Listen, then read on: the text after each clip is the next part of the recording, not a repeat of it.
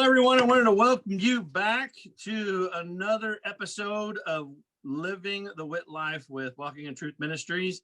I'm Matt Russell, the director of Walking in Truth Ministries, and I got with me here Jared Walkenfoo. Say hello, Jared. Hello, everyone. He's so good at that. He's amazing. Yeah, I know. I've been saying hi for a long time, since I was a little kid. Practice in the mirror. Well, this week we actually are going to be missing Troy. He's not going to be with us this week. He was, I would say, tied up, but I don't know if that's actually the case. But he is busy, and he was unable to make it tonight because he had other circumstances and engagements.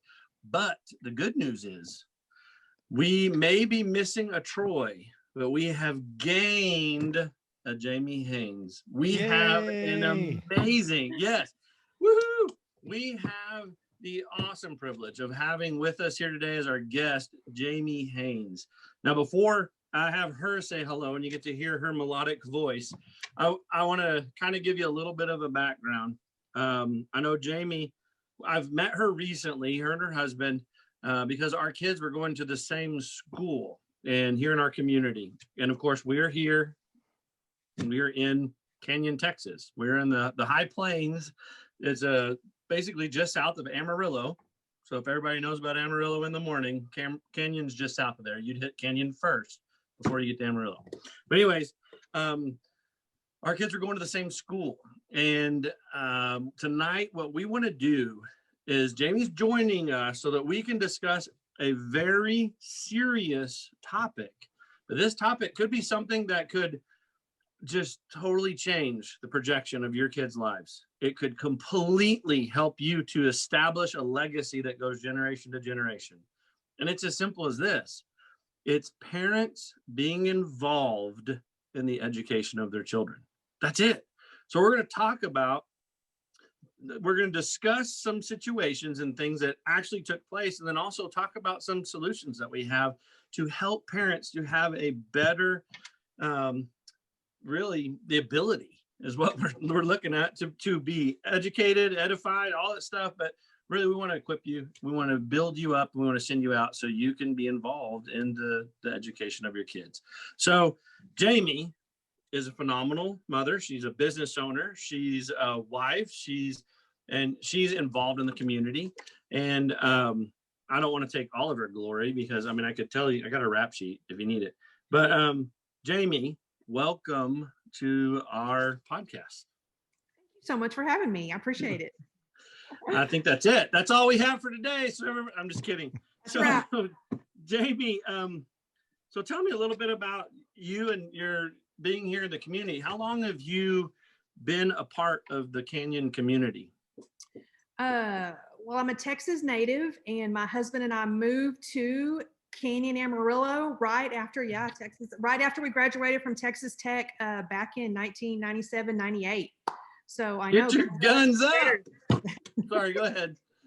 And we love the Texas Panhandle. We love the folks here. We love the values. We made it our home and embedded in the community, and love giving back and love local businesses. And up until this point, didn't have any real concerns with anything that was being taught to our children at school.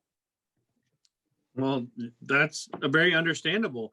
I felt the exact same way. Now I know what brought me to Canyon, and you said that you moved here, with your husband just shortly after graduating from Texas Tech, which is awesome. Go Red Raiders. I'm a fan of a lot of schools, but still, I do like me some Red Raiders. But anyways, why do you really think that Canyon, I mean, you moved here, but you've also got your family, and you've chosen to make Canyon the place for raising your family. So why Canyon? What does it really mean for you?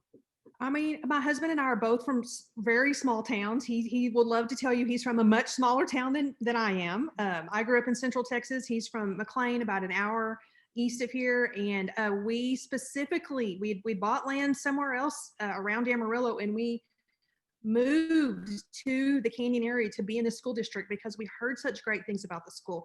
We knew a lot of the people in the community and their conservative Christian values, and we wanted our children to have a upbringing similar to what we had. And we thought, the cute little Canyon Square, the small town feel, and the great reputation the school had, we thought, this is the place for us.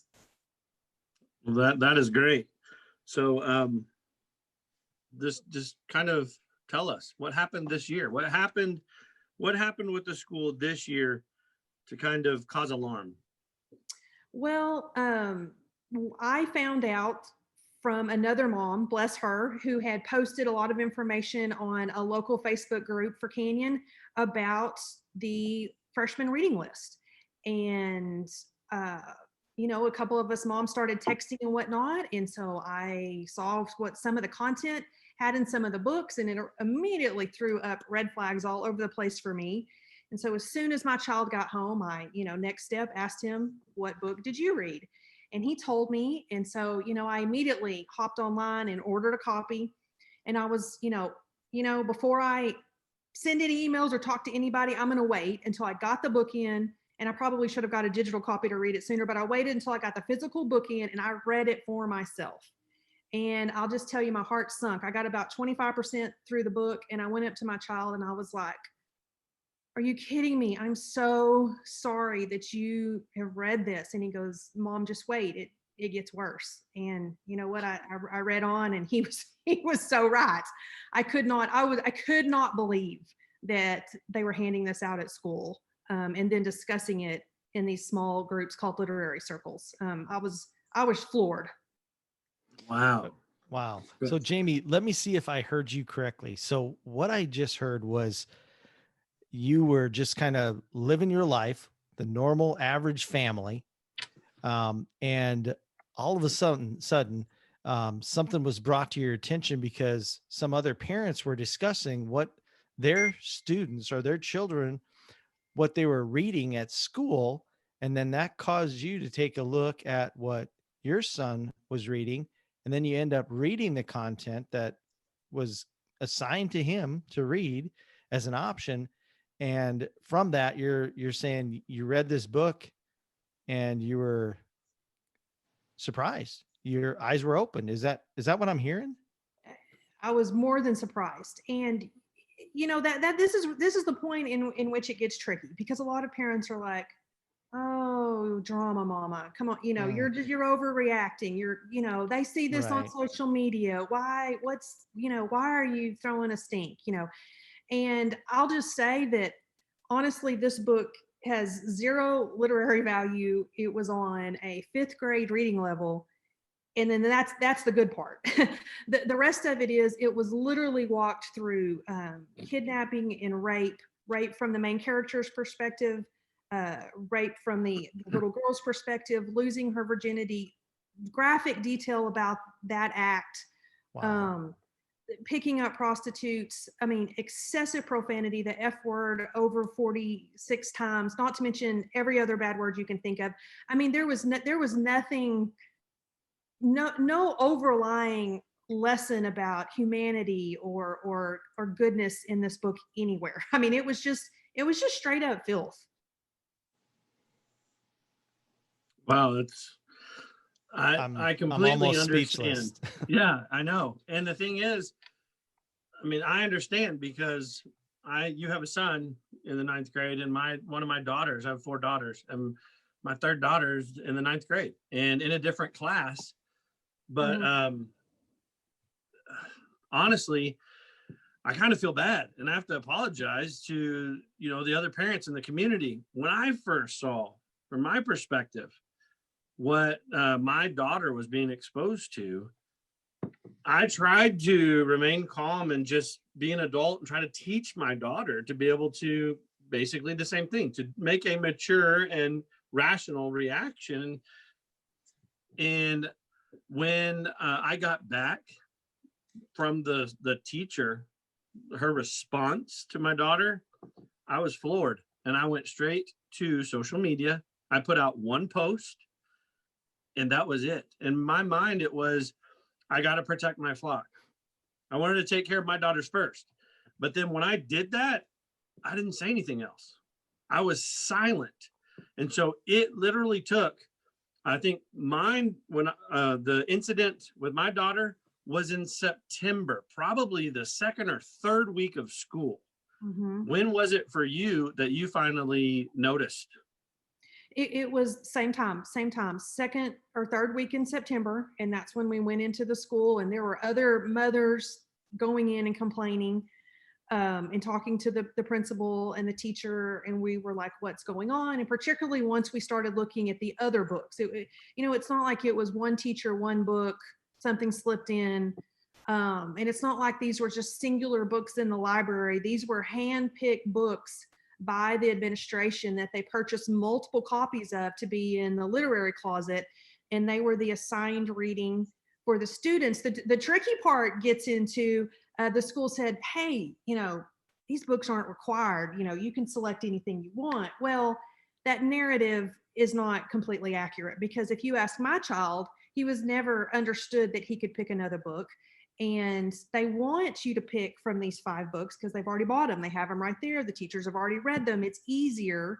And we know in at least one example, that a child was denied when she asked if she could select something else other than the list of books. She was denied that by the teacher.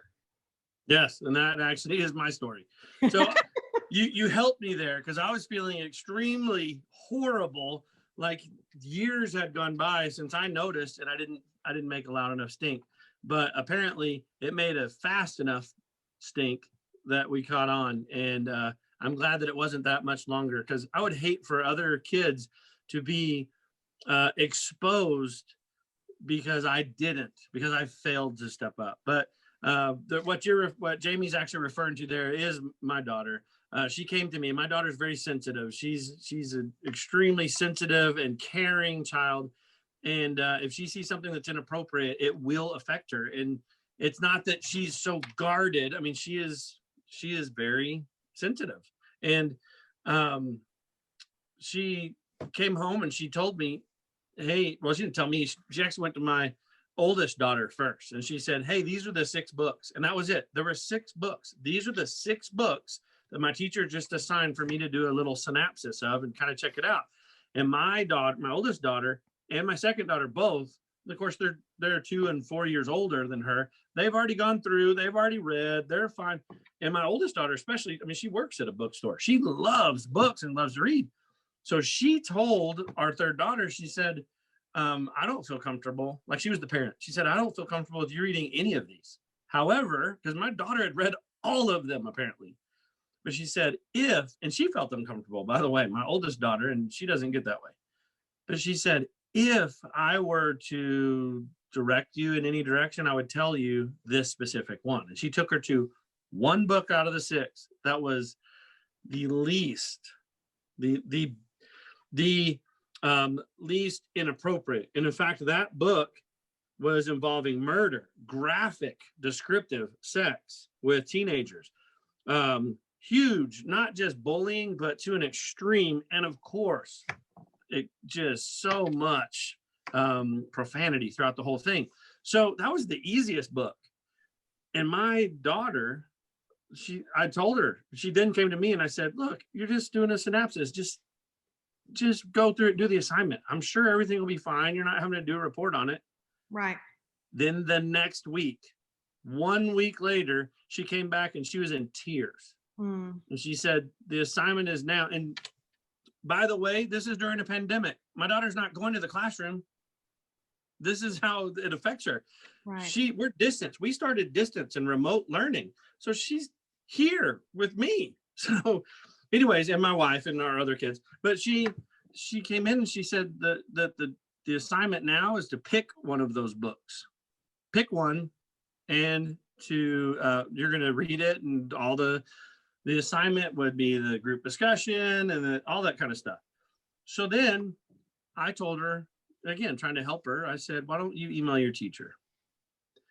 Email the teacher and let her know that these books make you feel uncomfortable, and you would, if it were okay, you would prefer to, and ask for permission to, read another book. And the response was absolutely not. It must be one of those 6 books. You can read your own book on your own time. Mm-hmm. I told my wife, I showed her and told her. My wife got in the car, went down and withdrew her that day. Yeah, He that's says not that is where it's unacceptable. Mhm. Well, and and here's another thing. Even if these books are presented in class, I have two sons. No child wants to be like, I don't want to read these. Stop. Let me go. They want to just go with the flow. They don't want to cause a fuss. He's very much a people pleaser. Wants to make the teacher happy, and so he's not going to buck the system and stand up. He's 14 years old, and so just the whole narrative that the district was trying to put out. But again, that's their job. They have to cover themselves. They want to make themselves look good.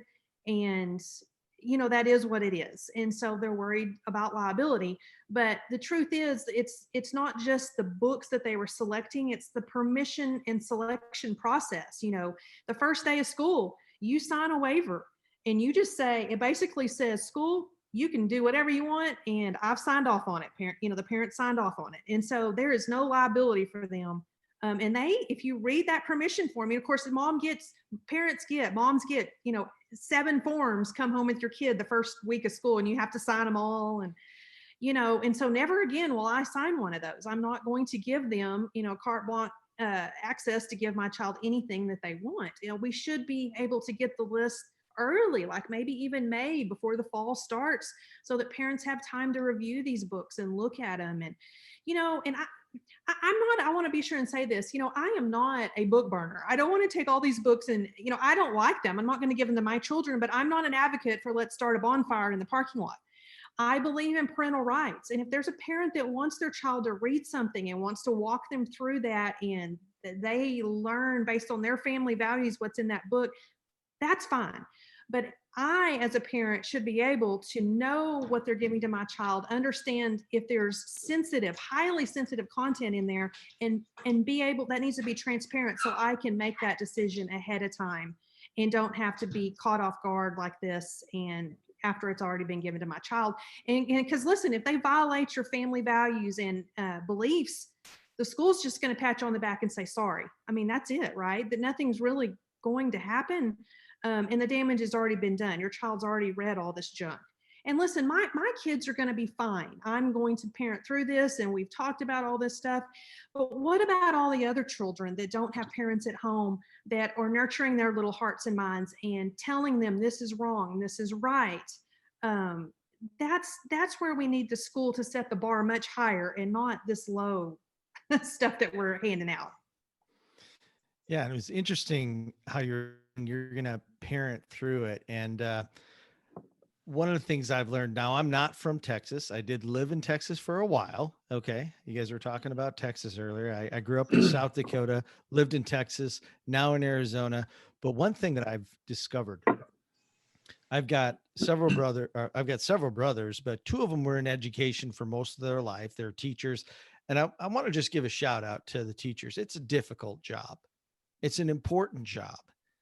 It's a job that is more of a calling, I think, for a lot of them than it is for the pay. I mean, let's just be honest. They're not really compensated the way that maybe they should be, but that's a whole nother topic.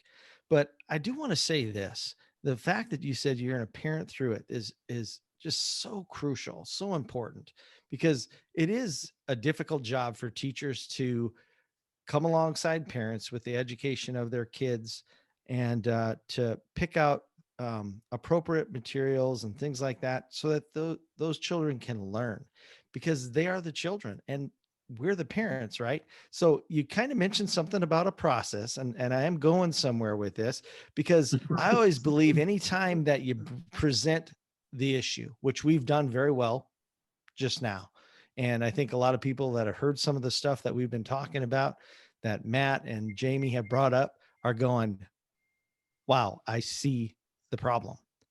But I was always taught in life and in business and working with teams and ministry and different things like that, and the experiences that I've had, when you present a problem, you should also come along with possible solutions. Kind of where I'd like to lead the conversation next. You mentioned about the process. You mentioned about the signing of the beginning. And I want to help support. I want us to help give idea how we as parents can not only just be more involved by just being aware of what our kids are bringing home, what they're learning, what they're, what they're exposed, but also how we as parents can help support those teachers and the processes that the schools and the school boards have in place to maybe make them better. Because I have to believe in their heart, anyone who goes into that field of education cares for people. Teacher out there listening right now, I just want to say thank you for what you do. I know the late nights you stay up, the grades, the grading and the time. A lot of people, they don't see, and the whole thing about the summers off, forget about it. I had two brothers, and they seem to be working hard during the summer as well, and whatnot. So thank you, teachers. But I want to shift now towards possible solutions that maybe, and there, it starts with an idea, right? Possible solutions that maybe, as an outsider, I call myself an outsider because I'm not in the school system. Um, Maybe we have a view that could be beneficial to those teachers. So have you thought about that, Jamie? Let's say this. Let's say that, let's play pretend for just a moment. Let's pretend that we're all on the school board. All right. Yay. We've just created a bunch of enemies out there right now because some people don't like school board members, regardless of how good they are. If you're on the school board, way to go. Keep going. But listen up, because you might hear something that you can take to the school board as a possible solution, and we'll give you credit for it. I don't, I've got no skin in the game. I'm here in Arizona. I'm not in Texas. But guess what? I have children, and I care about what they're learning, and I want to go towards solutions. So, Jamie, have you thought about that? Yes, I have. I've put a Well, lot, share some of your knowledge with I us put a because lot we're of thought into waiting. that I am because excited. I'm going to because take notes. I'm gonna start out with this. Our nation is deeply divided. I mean, it depends on which channel you watch. Uh, will swing a topic from one side to the other, and so people have vastly different opinions about stuff. So when you say go to the school board and they're trying to meet the needs of the whole community, you're going to have different people that have different views on what is appropriate in these reading lists, and so Sure. that's where it gets super tricky. And so if it were up to me, a super right-leaning conservative Christian, I would move all these books to the back of the library and just get the classics and all the stuff that we had when we went to school. But there's some that still want some of these controversial titles. So I think the biggest solution is transparency with the school. I think that we need to have the list published early so that parents can thoroughly review the list. And I think that we need to not just have the book list, have a link to the book reviews and put what's in that particular title. Like if it has sex, language, violence, you just you can get really specific on that. Molestation, rape, you can dig deep, and so the parent knows that that's in there, and then they Yeah. can read for themselves and they have a clear understanding. I think this needs to be communicated early. One of the big things about this was we have different communication methods at the school. They send out a paper at first, and then they were sending out emails. There was multiple parents that didn't even know emails were getting sent home from the school, so they weren't even seeing the emails. Those of us that did get the emails, we just saw the book names. Well, I thought the seller maybe was about tornadoes. We live in Amarillo. Who's knew it was about this serial rapist? Wow. So them being super transparent, and then I would alert parents about the book tastings. The book tastings is a term that the school wants to use. So let's present all the books to the children, let them try them all out or open them up and check them out. Then they can pick one. Well, that works great if there's super safe content. But again, what if it's some sensitive content in some of those books? So again, we've got to back up to, let's get this information to the parents early, be super transparent about what's in the books, and let the parents make the decision, clearly communicate to the teacher what they want for their child based on their family values and whatnot. So that's at the base level. As far as solutions, at a higher level, I would say parents really need to start getting involved. We need to go to our school board meetings. We need to find out what programs, because it's not just books. There's other issues in our school with, programs that are being presented to our children, from the bullying and the mental health programs to the sex Right. ed programs. We've got to get involved. I think parents today, particularly in Texas, we think school is like it was when we went to school. We think the books that they're reading are the same. We think the sex ed program is the same. And I'm here to tell parents it is not.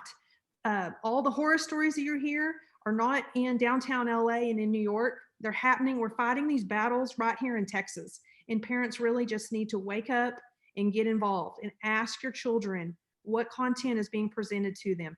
And don't just take their answer, dig in, get a copy of it, tell them to take pictures of essays that are being presented to them. Find out, because I think more parents than not will be shocked. Yeah. I mean, I was just thinking about what you were presenting there, and I'm thinking the last time that I looked through like the streaming content, whether it's Netflix or whatever shows, they have ratings on there. They have why it's rated like that. And I'm like, Oh, seems like such a simple solution okay. to that. And sometimes I won't even go to something that's, rated R, mature 14. I'm like, I'm 50 years old, and I'm like, I can't handle mature 14. What are you talking about? That's some pretty nasty stuff. I won't sleep at night if I watch that. But I mean, I think that could be a great, simple solution to some of these things. And I don't know if there could be resources out there.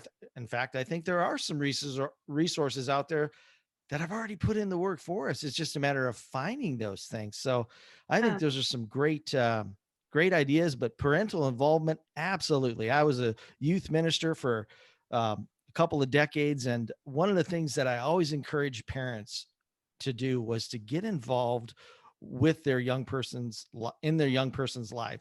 As a parent, and as you start um, coming alongside, it's really not my responsibility. I would tell them, as a youth pastor, to teach them my values. It's my responsibility to help support what you're teaching them, and you're the instructors. You are still the most influential person in that child's life as the parent.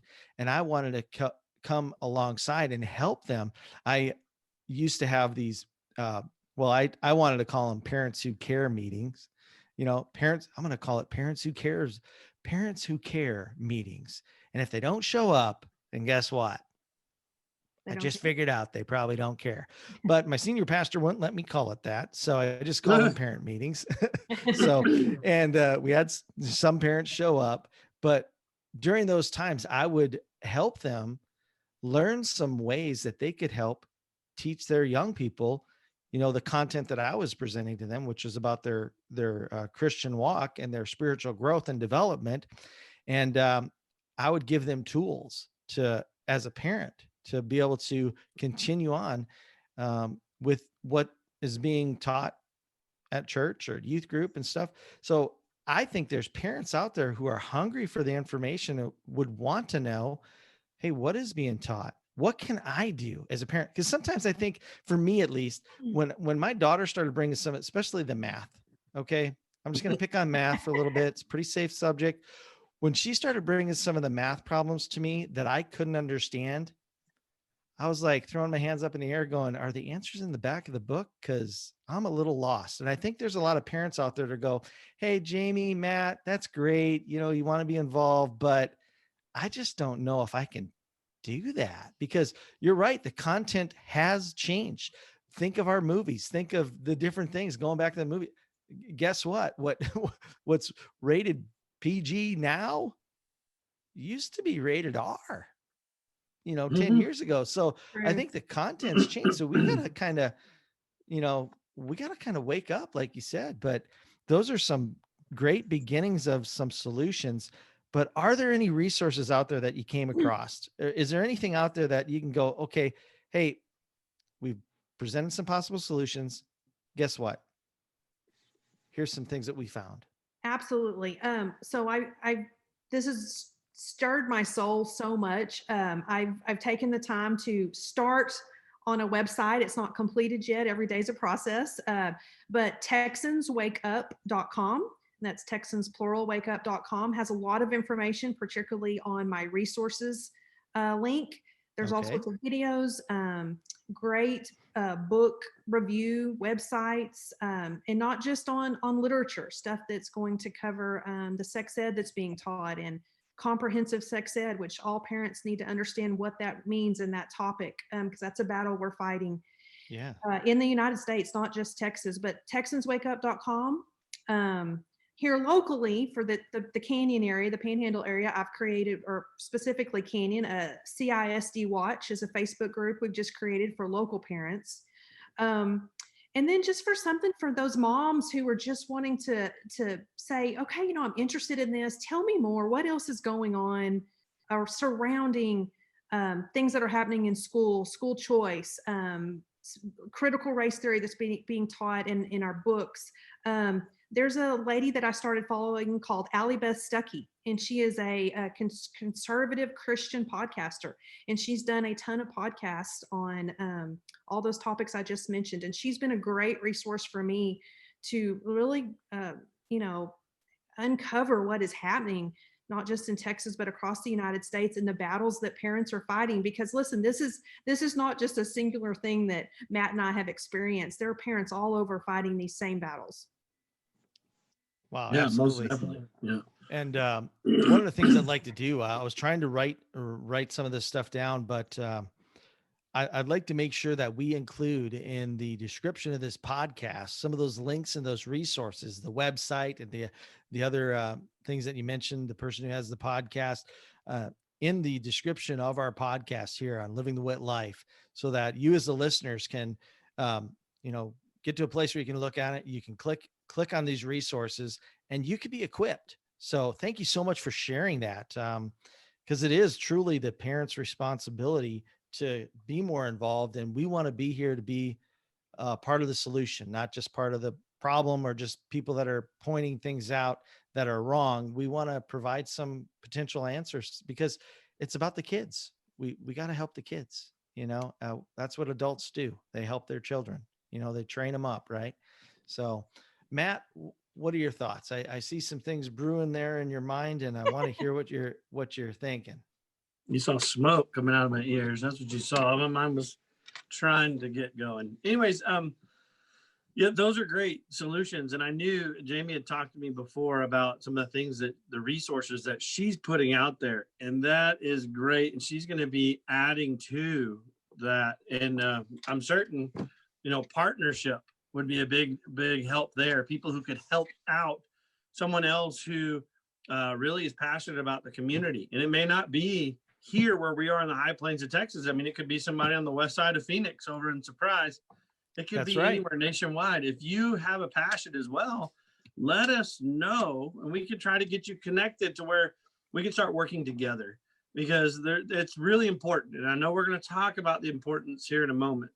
But one of the resources, another one that I wanted to make sure I also mentioned, because as soon as my daughter came to me with those 6 books, the first thing I did is I hit the internet and I started searching and I started doing my own reviews.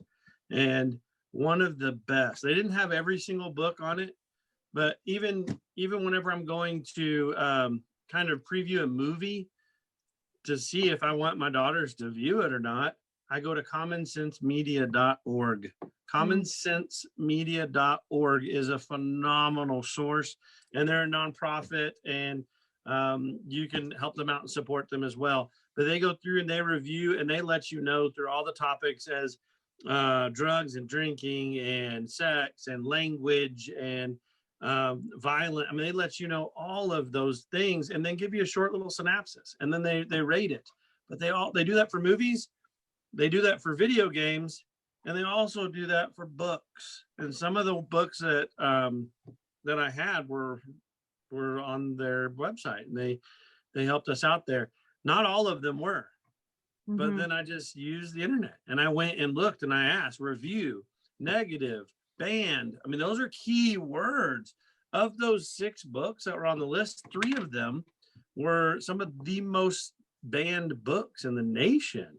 Yes. And it was easy for me to find that out. So if I've got other parents who are wanting to be involved in their kids' education who are alarmed by this, and then they are putting this out there, then I should also maybe take a closer look So I knew, okay, well, one of the books was the most banned, #1 most banned book in 2015. Yeah. And it's still in the top 10. So #1 most banned book. Why should my daughter be reading? It's an easy solution. I don't have to dig much deeper into it, but I did. Wow. I wanted to know the content. I really did. Well, Another one. I I'm just sorry, have to go throw ahead. this in. That's so important. But to that point, go read the reviews. Do not trust what's on the back of the book, the category, the 14 and up and 12 and up young readers or young adults. Do not trust that. They can put anything shy of soft porn and slap that category on it. That's somebody in New York making that decision. So like you said, that review site is so great. Yes, very, very big. And here's one of the worst things that we do as parents. And I know I'm guilty of it. I'm pretty sure I've had conversations with Jared as well. And I'm sure, Jamie, you're right there with me on that. I think we actually talked about it. I'm sure we've talked about so much. But anyways, how many times have we thought back to our youth and we thought, man, you remember that one movie? That was such a classic. That was a classic movie. Oh my goodness. And we say, oh, our kids are getting older. We need to show them that movie. And then you're watching that movie and you are shocked. You're shocked because you don't remember every bit of that movie. Right. And so it's important to not just take what you remember of it. I may have read a book, a long time ago. Well, let me go back and look at it to make sure that I remember it right, because it's important. Now, on one of the things that Jared was talking about, it is ultimately, now I know the perspective that we have here, we're not hiding it at all. We are Judeo-Christian believers. We're Bible believing, God fearing. That is the perspective that we're coming from in our worldview and our paradigm. That's where we are. I know that. And I know that that's not where everyone is. Right. But speaking from that perspective, biblically speaking, and I know that a lot of the listeners may not know. Well, it'd be good for you to go and research and, reach out to us again, send us an email. I'd love to sit down and chat with you and have a conversation. But here's the thing. Biblically speaking, education is the responsibility of the parents. Period. The education of the child is the responsibility of the parents. Now, amen. In today's world, we can't do that. It's very difficult. Let me rephrase that. It's very difficult for many of us. I know, Jamie, you and your husband work, you're running an entire business, and that would be so hard for you to then all of a sudden have to educate your kids at home. That'd be difficult. And so through that, as really the modern era and everything's really started moving through, they came up with public school systems to help the parents. That's all it was, it was to assist the parents. And it started off just assisting them in those grammar years. That was the way it started. Well, we'll make sure that we teach them reading, writing, and arithmetic, right? That was it, the 3 R's. So we're going to take care of teaching the kids the grammar school stuff.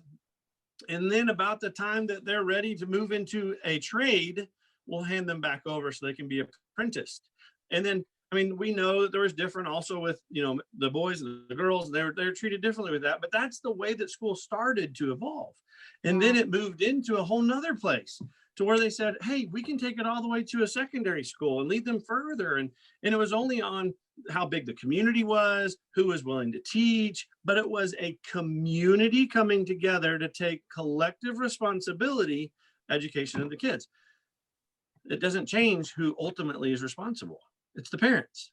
So unfortunately, and this is the way society has kind of gone, unfortunately, we reached a point where the parents started putting so much trust. And again, just like Jared said, I was a teacher. I was a teacher and a coach for a long time. And so I've seen both sides of this. It's not fair how much responsibility the parents have put on the teachers. It's not fair. And they're not getting paid for it. They're not. But as parents, we've reached the point where we've enabled, we've empowered, we've almost become apathetic. Yes. but it's because we have become so overly trusting. But it's really out of transferring our responsibility off to the school. You know, and we've got to wake up. We as Christians, as the body of Christ, have got to wake up and start taking responsibility for what is being put, the seeds that are being sowed in our little children's hearts and minds and souls. And you know, the school system is broke, and we know this. It's been broke for a long time. When they took the Bible out and the Ten Commandments, you know, it's not a perfect system. It's a government. We all know how that works.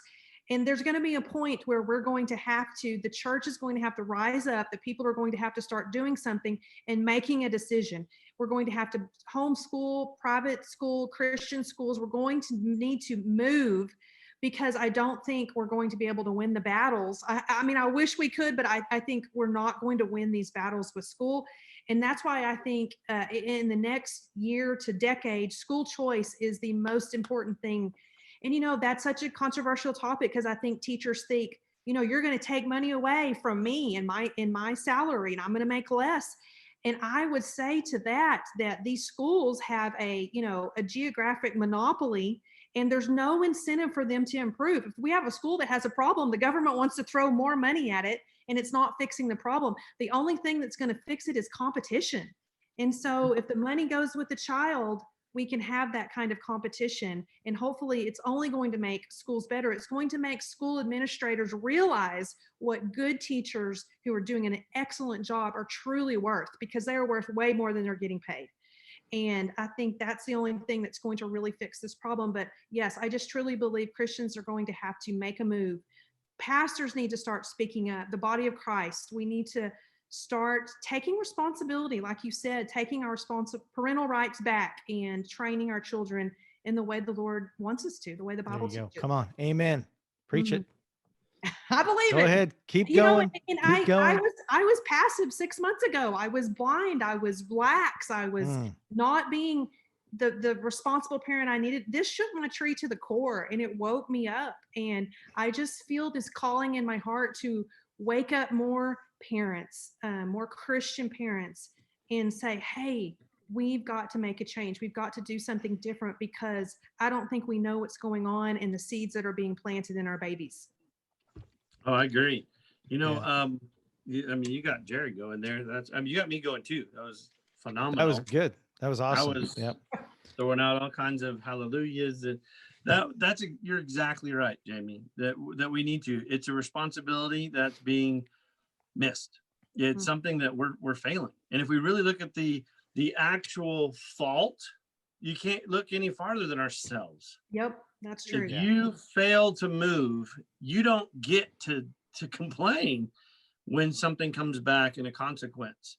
But Jared.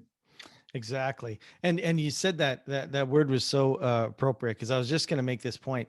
You know, it's time to really stop talking about whose fault it is and recognizing whose responsibility it is. And I think we've landed on it. I know we've talked a lot about the teachers and the school system and stuff, but I think we've landed upon the responsibility really lies with the parents, with us. Now, one of the things I learned was this. We talk about the parents, and I recognize this as I was, you know, involved in young people's lives for many years, and I still am to a certain degree.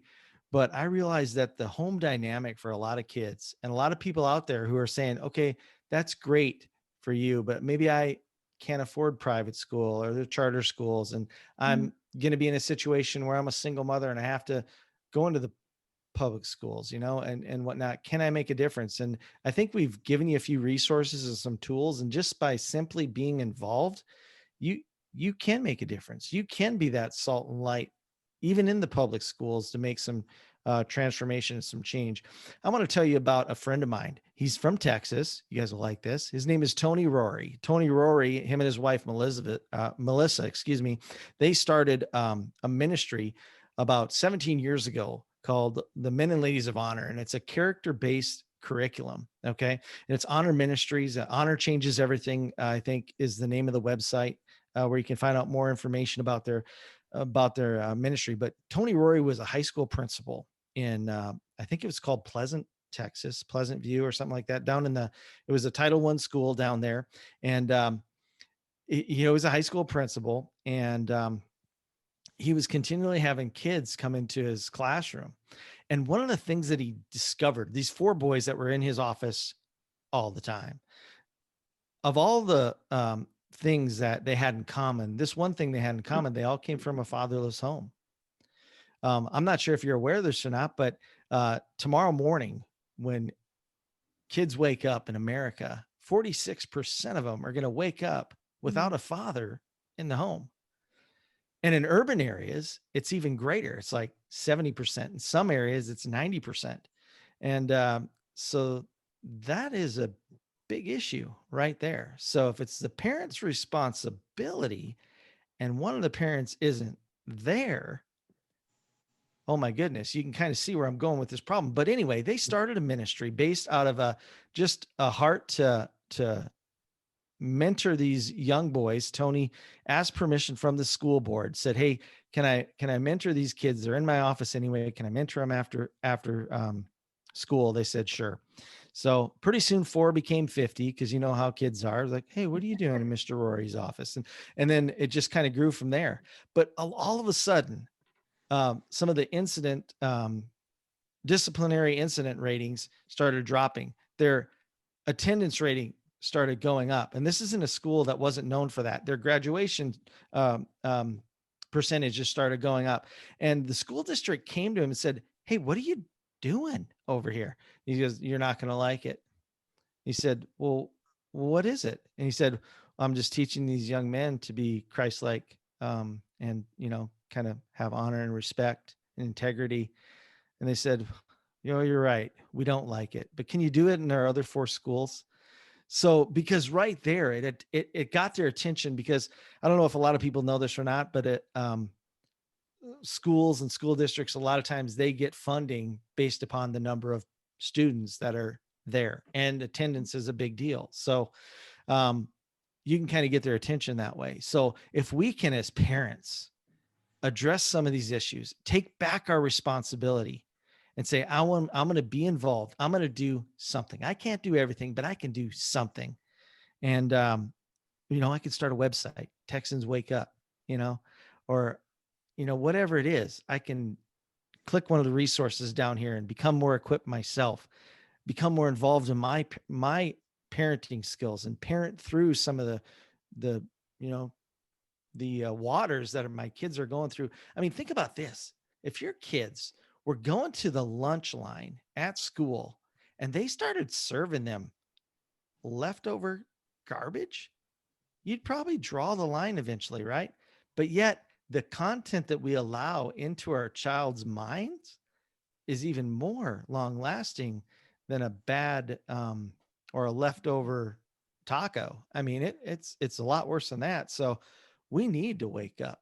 I'm excited to go to that website right now. Texans Wake Up. I'm not even in Texas, but I want to wake up too. So that's exactly right. It is the parents' responsibility ultimately. And I did have one other thought or question for you, Jamie.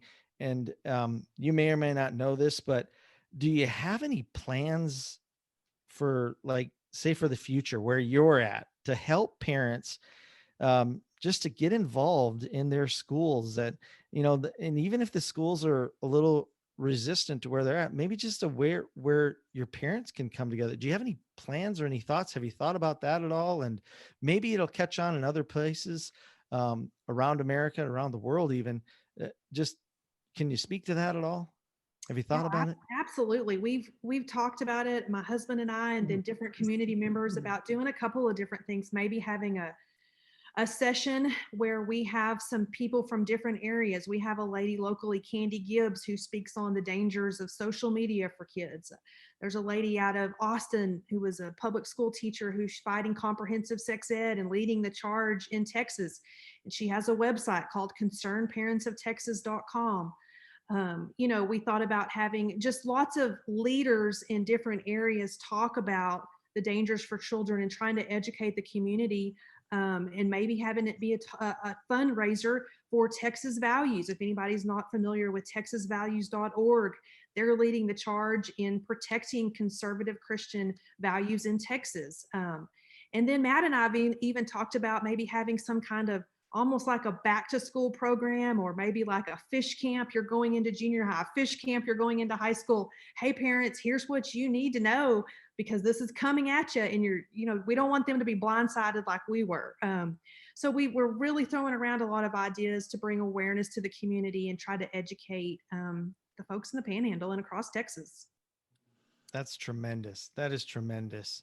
Matt, I am so excited for Canyon. In fact, Matt and I were having a conversation, and we were talking about some of the issues that you're bringing up, and the number of parents that I saw on a video, and just through conversations, and he was just talking about this person and that person, the number of parents that are linking together and joining forces and that are concerned about some of the things that are going on and that really want to help. They just really want to help. They want to help the teachers.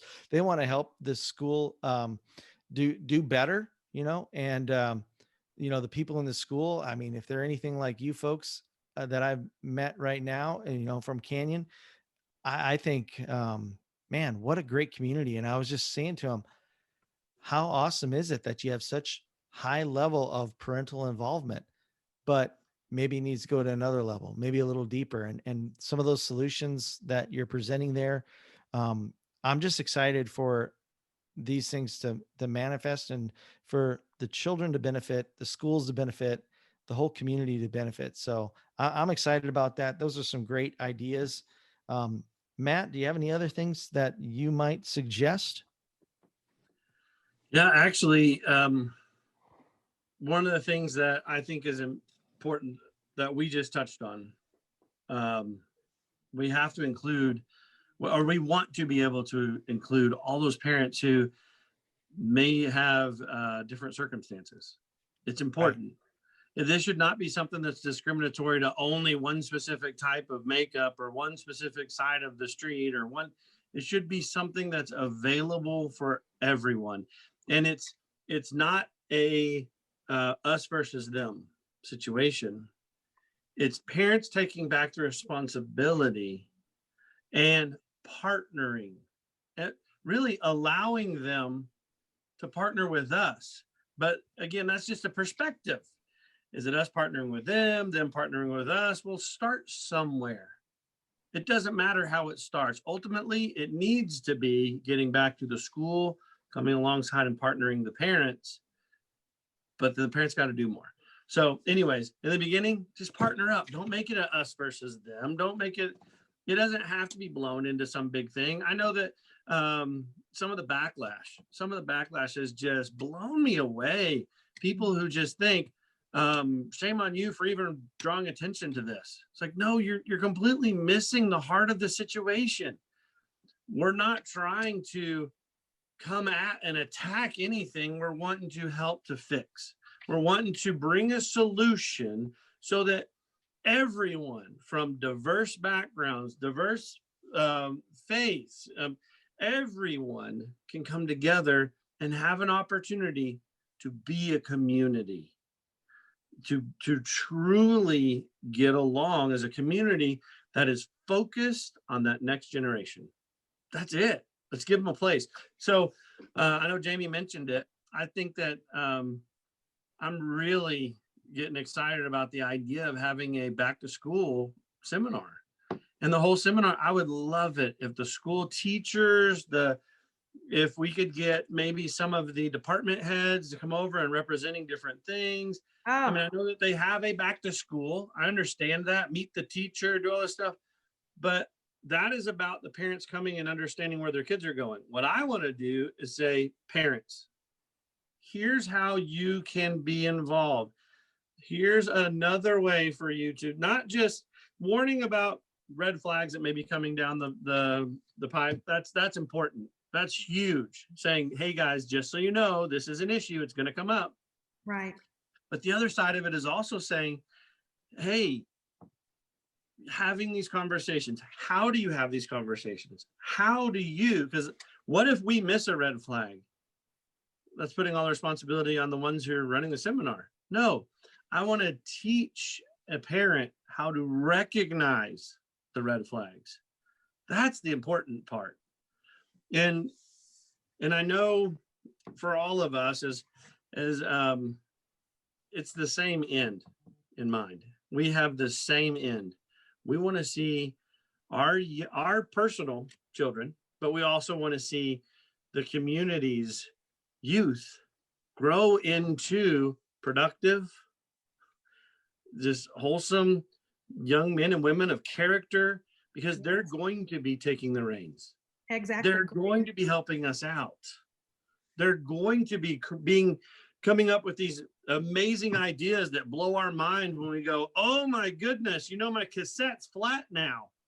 And then Jared says, I don't even have a cassette. Mine just comes through this little box. It's just music, whatever. Right. We want those kids to develop and grow into exactly who God intended for them to be. That's what we want. Now I'll wrap up here in a minute, but Jamie, did you have anything else that you wanted to add here? No, I think you covered everything. It was awesome. I just, I want parents just to take ownership and get a little more involved, because our kids are worth it. They Jared? are definitely worth it. I think that says it all right there, Jamie. Thank you so much for being with us today. Our kids are worth it. If you're listening today, I just want you to know your kids are worth it. We need to really take this seriously, because guess what? Those kids are going to grow up and they're going to be taking care of us when we're old. So just keep that in mind. And do you really want someone taking care of you when you're old that has the mentality of some of the influences that maybe we could have helped them avoid?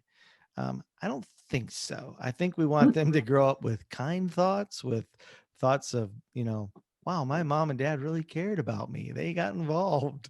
And that's at least what I want for, when I get up there. And if I find myself in a situation where my kids are taking care of me and I'm dependent upon them, hey, I want them to, reciprocate the love and care and compassion that I showed them right now when they need it.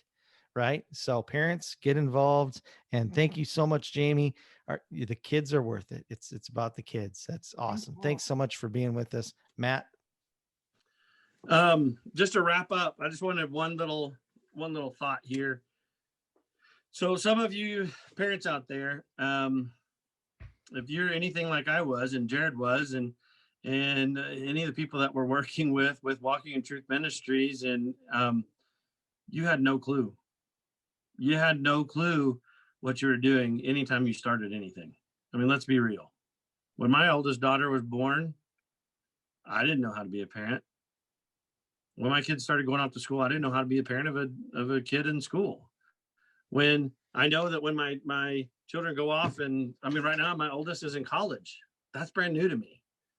Being married, being a husband, I had no clue. I had to learn. So every stage that we go through in life, every development that we have, or different changes like that, we don't have necessarily. We have the tools. We don't realize it though, but we do have the tools. We've been given those, but we don't know how to use them. Well, that's one of the things that we want to do at Walking in Truth Ministries. The whole idea is for individuals to have a way to discover the truth and to be able to live their life walking that out. We have with men's ministry right now, we have the Men's Pursuit for Truth events that are going to be happening. You can go to our website at walkingintruthministries.org.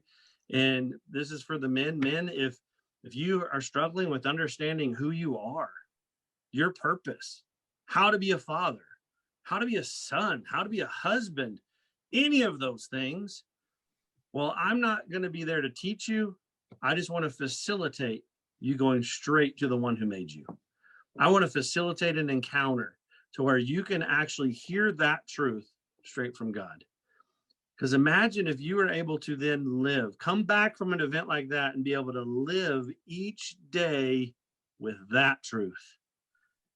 Automatically for me, Day one, I was a better father. I was a better husband. I was a better leader. I was a better minister. I was a better son because I took the time to go spend some time in the wilderness hearing from the one who made me. Well, women, good news is that's going to be coming around the corner for you with Walking in Truth Ministries. We're focused on that for the men right now. We're about to open up probably by the end of this year. I don't know, no promises. As soon as we're able to, we're going to start with women's ministry. And that's funny. We're going to start with women's ministry and doing the exact same thing, helping you to discover the truth and how God made you. And then we're going to focus on marriage. But the thing is, do not ever think that you're alone. None of us knew what we were doing when we first got started, but we found a place where we can discover it and we can walk it out. So send us an email at witministries.tx@gmail.com or go to our website, walkingintruthministries.org. We appreciate you hearing us here, but we would love to hear from you as well. Send us an email, give us some feedback, share our podcast. We appreciate every bit of what you've been doing for us and supporting us as a ministry. And we're looking forward to next week and the next episode. Thank you, Jared. Thank you very much, Jamie, for being our guest. Thank you, listeners, for being there with us. And I hope that we helped you today to be able to live the WIT life.